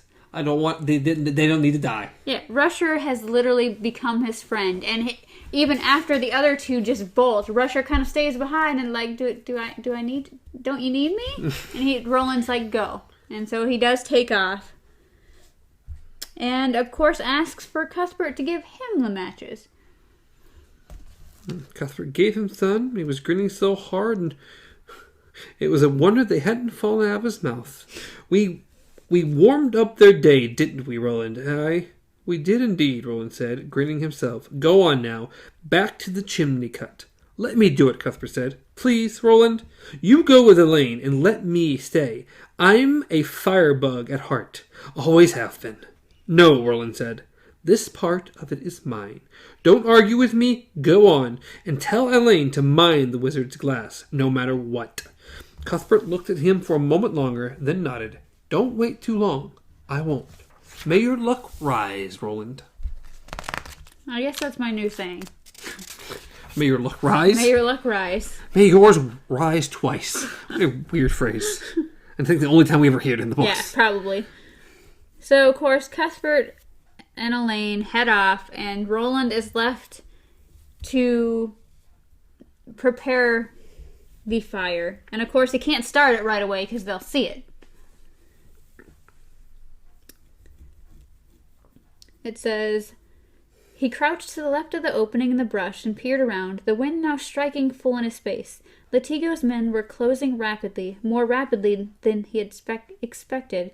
If the wind blew out the lucifers, never mind the ifs. Hold on, Roland, hold on, and wait for them. He held on, hunkering with an unlit match in each hand, now peering out through the tangle of interlaced branches. It says, he thought of how it had been inside the pink storm, flying through the air, how he had been snatched away from his visions of Susan. Thank God for Shimi, he thought distantly. He'll make sure she finishes the day someplace safe. But the craven whine of the thinny seemed somehow to mock him, to ask him if there had been more to see. So Latiga's men start going across. We're crossing the last 300 yards. It was time. Roland stuck one of the lucifers, leaped across, struck the other one. So pretty much he started the fires close enough to where they would be small enough. They would have started not to go out, but not big enough for the riders to see it before they got there. And then we get a weird memory he just randomly has. Yes, a very strange little memory. It says, he knew only that it had been very small and that there had been a beautiful stretch of sandy beach for him to play on. It says that was what he had been doing on one day of their vacation. Was it a vacation? Did my parents once upon a time actually take a vacation? Trip, and he looked up. It says Stephen and Gabriel Deschain. Wow, I can talk today. At the water's edge, standing with their backs to him and their arms around each other's waists, looking out at a blue water beneath a blue summer sky. How his heart had filled with love for them. How infinite was love, twining in and out of hope and memory like a braid with 3 strong strands, so much the bright tower of every human's life and soul. It wasn't love he felt now, however, but terror. The figures standing before him as he ran back to where the canyon ended, where the rational part of the canyon ended, weren't Stephen of Gilead and Gabriel of Arden, but his Mollies, Cuthbert and Elaine. They didn't have their arms around each other's waists either, but their hands were clasped like the hands of a fairy tale children lost in the threatening fairy tale wood. Birds circled, but they were vultures, not gulls, and the shimmering mist-topped stuff before the 2 boys wasn't water. It was the thinny, and as Roland watched, Cuthbert and Elaine began to walk toward it. "Stop!" he screamed. "For your father's sake, stop!" They did not stop. They walked hand in hand toward the white-edged hem of the smoky green shimmer. The thinny whined its pleasure, murmured endearments, promised rewards. It baked the nerves numb and picked at the brain. There was no time to reach them, so Roland did the only thing he could think of, raised one of his guns and fired it over their heads. The report was a hammer blow on the canyon's enclosure, and for a moment the ricochet whine was louder than that of the thinny. The 2 boys stopped only inches from its sick shimmer. Roland kept expecting it to reach out and grab them, as if it grabbed the low-flying bird. He triggered 2 more shots into the air. "Gunslingers," he cried. "To me! To me!" It was Elaine who turned toward him first, his dazed eyes seeming to float. Cuthbert continued forward another step. Then Elaine yanked him back by the tug-string of a sombrero. Cuthbert tripped over a good-sized chunk of fallen rock and landed hard. When he looked up, his eyes had cleared. "Gods!" he murmured, and scrambled to his feet. "Roland," he gasped. "Roland, we were almost gone. It talks." "Yes, I've heard it. Come on, there's no time." So they climb up the side of the wall.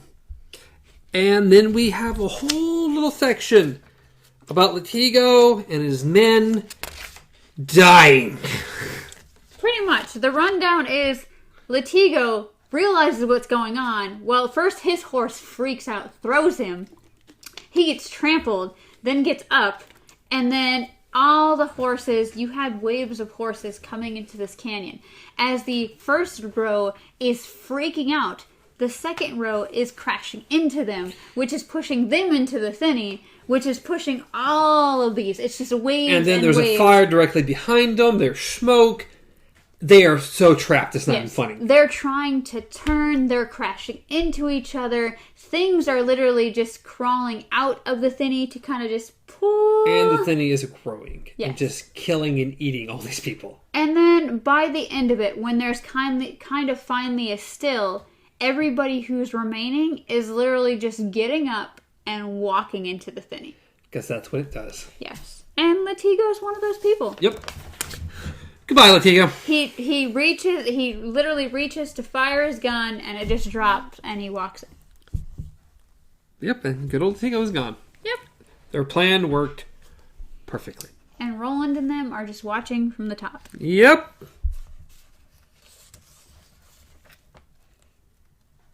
Let's see, they're making their way out. Still more about them dying.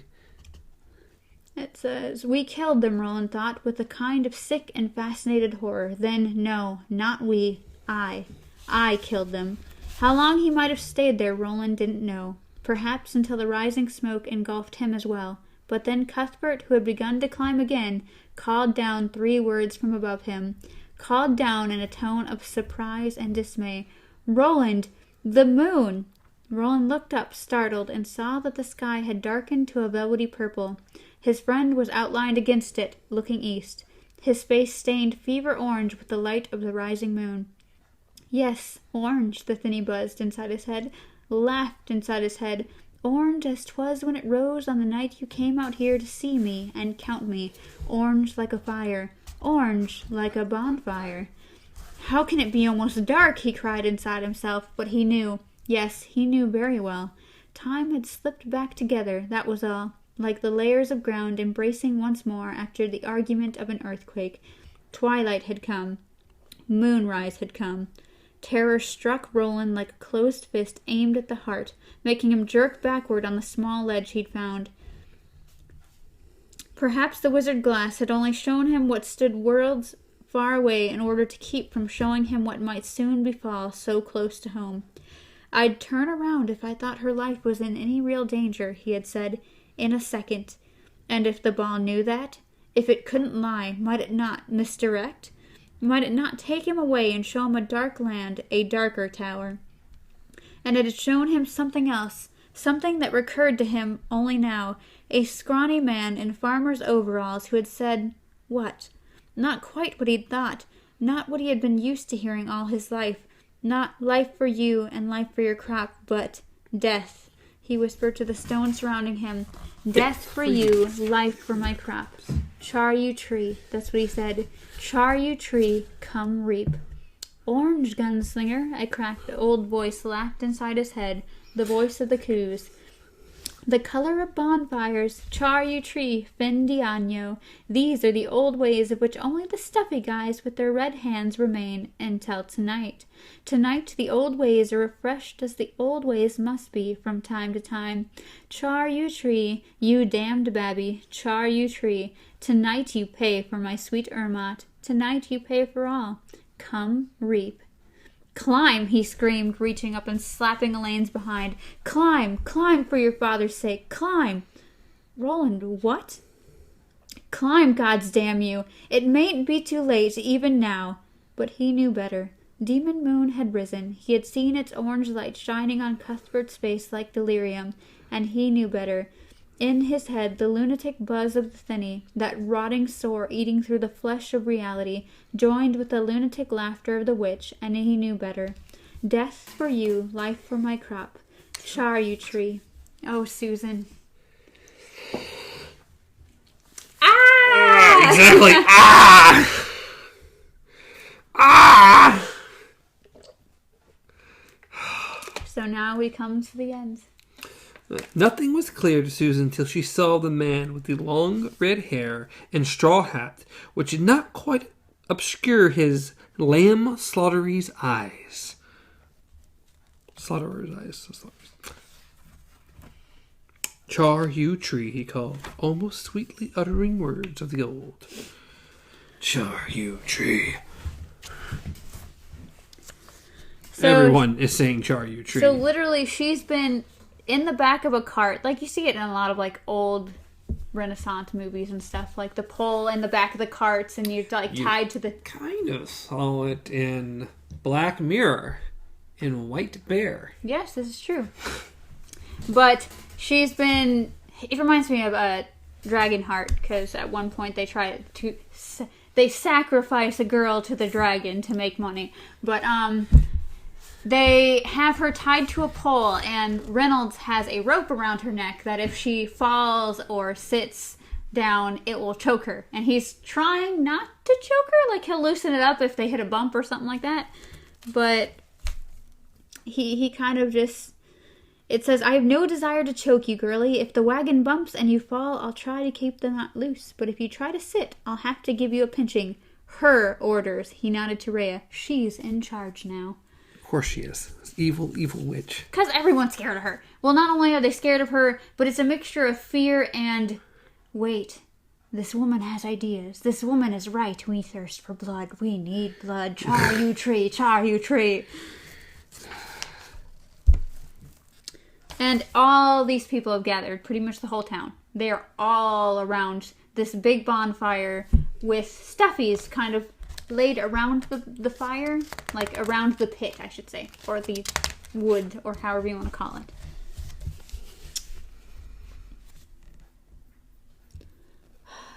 Waiting for the moon. Maria had been waiting for the moon. With no gods to pray to, Susan prayed to her father. Da, if these there help me to be strong, as I can be, and help me hold to him, to the memory of him, help me to hold to myself as well, not for rescue, not for salvation, but just so as not to give them the satisfaction of seeing my pain and my fear, and him help him as well. Help keep him safe, she whispered. Keep my love safe. Take my love safe to where he goes. Give him joy to who he sees, and make him a cause of joy in those who see him. That's not really Roland. Yeah, I was about to say, that's... No, I'm sorry, Susan. That did not follow him well. No. Praying, dearie? The old woman asked without turning on the seat.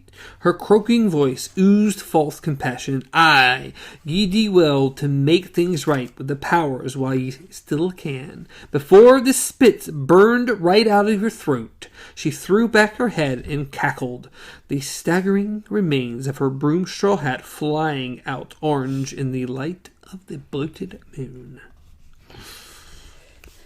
Roland paid no attention to the horses or the smoke. His eyes were fixed on the drawstring sack slung over Elaine's shoulder. The ball inside had come alive again in the growing dark. The bag seemed to pulse. He held out his hands for it. Give it to me. Roland, I don't know if... Give it to me. Damn your face. Elaine looked at Cuthbert, who nodded, then lifted his hand skyward in a weary, distracted gesture.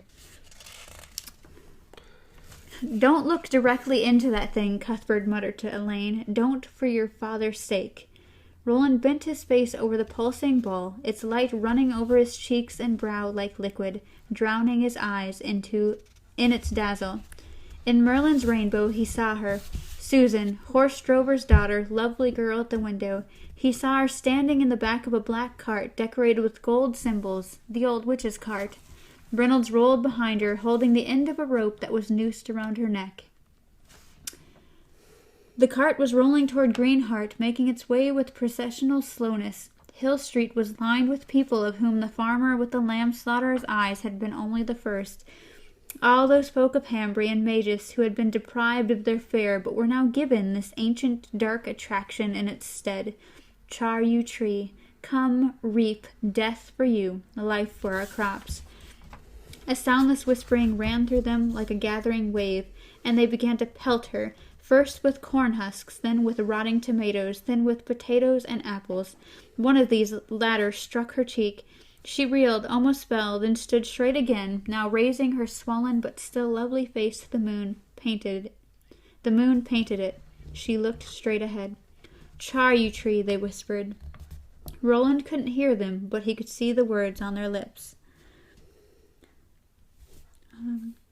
The crowd, still speaking those two words, chanting them now, appeared, parted. Roland saw the heaped pyramid of wood that was the unlit bonfire. Sitting around it, their backs propped on the central column, their lumpy legs outstretched, was a ring of red-handed stuffy guys.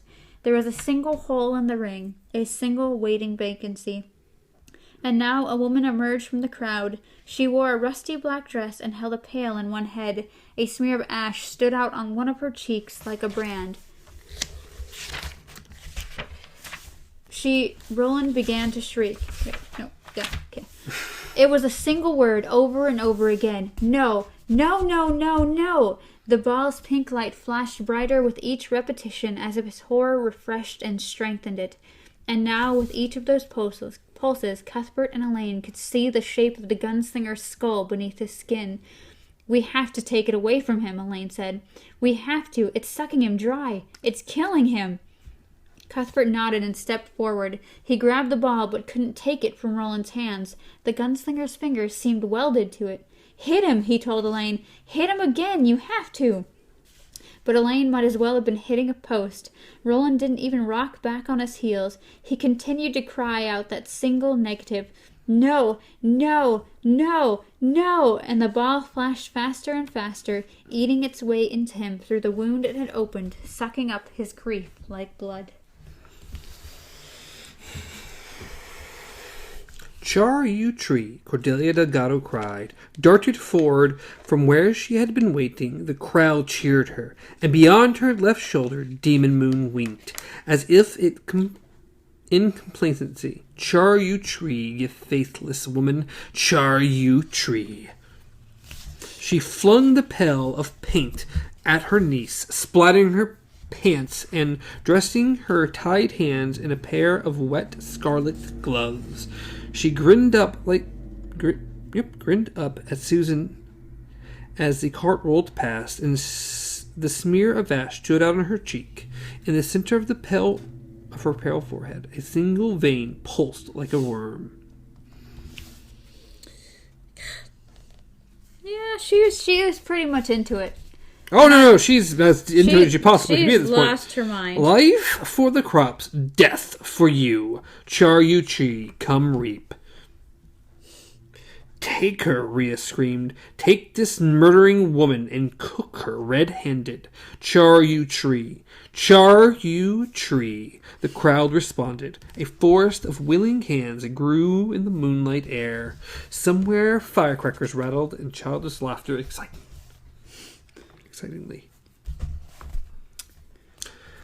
Susan was lifted from the cart and handed towards the waiting wood pile above the head of the crowd, passed by uplifted hands like a heroine returning triumphantly home from the wars. Her hands dripped red tears upon their strained, eager faces. The moon overlooked it all, dwarfing the glow of the paper lanterns. "Bird and bear and hare and fish," she murmured as she was first lowered and then slammed against the pyramid of dry wood.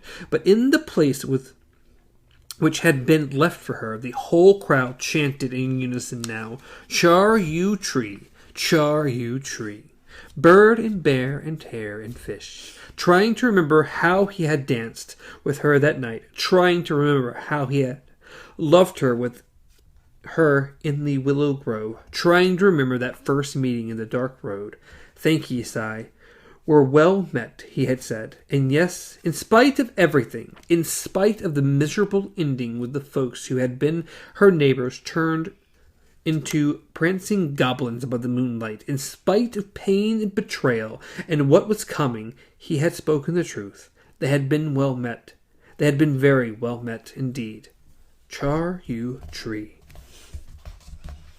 So they proceeded to pile corn husks and stuff around her. Mm-hmm. And throw pretty much straw everything at her. Just they're putting all the fuel they can onto her. Now, came her aunt again, and Rhea beside her. Each held a torch. They stood before her, and Susan could smell sizzling pitch. Rhea raised her torch to the moon. "Char you tree," she screamed in her rusty old voice, and the crowd responded, "Char you tree." Cordelia raised her torch. "Come reap, come reap." They cried back to her. "Now ye," Rhea crooned, "now comes warmer kisses than any ye love ever gave." "Die, ye faithless," Cordelia whispered. "Die for the crops. Death for you." It was she who first flung her torch into the corn shucks, which were piled as high as Susan's knees. Rhea flung hers as a bare second later. The corn shucks blazed up at once, dazzling Susan with yellow light. She drew in a final breath of cool air, warmed it with her heart, and loosed it in a defiant shout. "Roland, I love thee!" The crowd fell back, murmuring as if uneasy at what they had done, now that it was too late to take it back. Here was not a stuffy guy, but a cheerful girl they all knew, one of their own, for some mad reason, backed up against the Reap Night bonfire with her hands painted red. They might have saved her, given another moment, some might have anyway, but it was too late. The dry wood caught, her pants caught, her shirt caught, her long blonde hair blazed on her head like a crown. "Roland, I love thee." At the end of her life she was aware of heat, but no pain. She had time to consider his eyes, eyes of that blue which is the color of the sky at the first light of morning. She had time to think of him on the drop, riding Rusher flat out, with his black hair flying back from his temples, and his neckerchief rippling, to see him laughing with an ease and freedom he would never find again in the long life which stretched out for him beyond hers. And it was his laughter she took with her as she went out, fleeing the light and heat into the silky, consoling dark, calling to him over and over as she went, calling bird and bear and hare and fish. Bye-bye, Susan! Yeah, that... Your death has been inevitable forever. But goodbye, Susan. Yes, this is why Roland is messed up. Pretty horrible death here.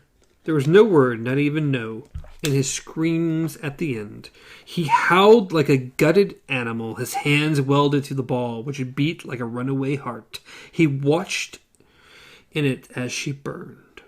Cuthbert tried again to take the cursed thing away. He couldn't. He did the only thing he could think of. He drew his revolver, pointed it at the ball, and thumbed back the hammer.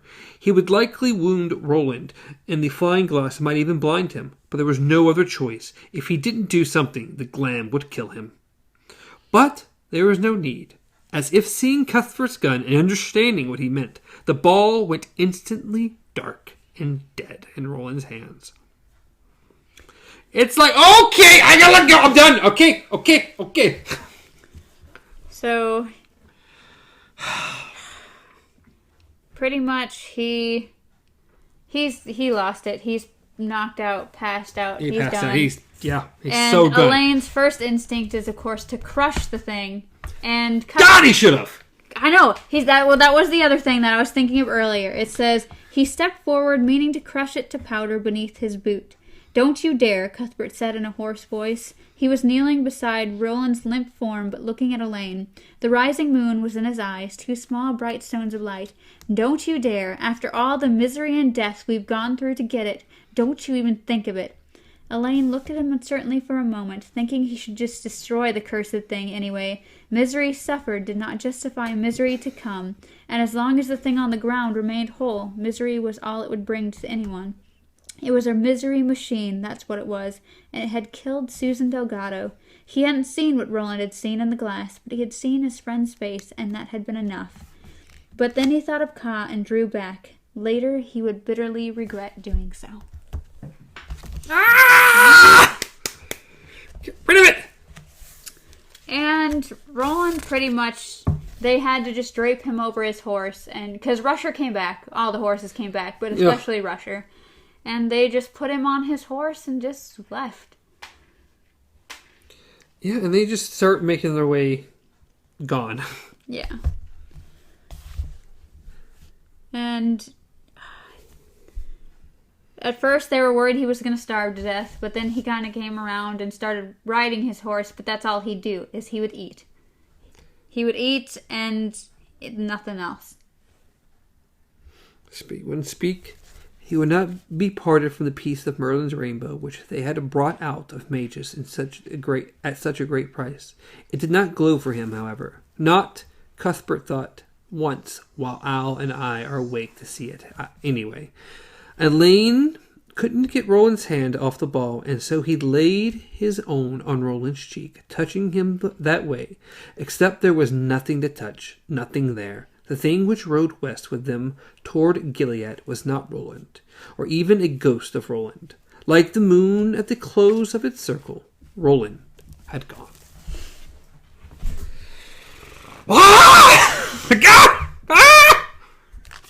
That was a lot. But there was a lot. And we're short on time. Yes. But that's the end. We'll be moving into part 4 called All God's Chillin' Got Shoes. I don't know why it's called that. So we're heading back to our buddies. Chapter 1, Kansas in the Morning. We're going to have probably, I think, like 4 or 5 short chapters. So I think next week's only like 10 pages or something.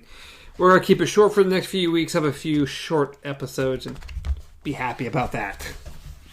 But maybe next time, before we start, we'll kind of go over the emotions from this one. But for now, we're going to have to call it a night. Yeah, it's been a long episode. So we'll be going to Shoes in the Road. The rest of the book's good. I like it as well. Even this end was good. It's just bitterly bitter. It's bittersweet. It's like it's such a good story. Got such a good plot, such good action, but it's just hurtful because it's like Roland's carrying this always. Yes, this just chapter is what changes Roland forever. This is what turns Roland into the Roland we know. This is what sets him on his way to the Dark Tower. That's what makes him the person he is. And all I wanted to do was Roland to wake up, go back to town, and kill everyone. Just do it. Wasn't it Tull? I think it was Tull. Yeah, he's done it before! Just not till he got older. Yeah, well, he did it in the future. He can do it now! But, as always, you can reach me at Stars Untraveled, reach Amanda at KZ Pup, reach the show at Beyond Our Focus, everywhere, including YouTube and podcast services around the globe. Possibly, just don't look for it in the glass. No, it's deadly. It'll suck you dry. In a bad way. Bye, guys. Till next time, long days and pleasant nights.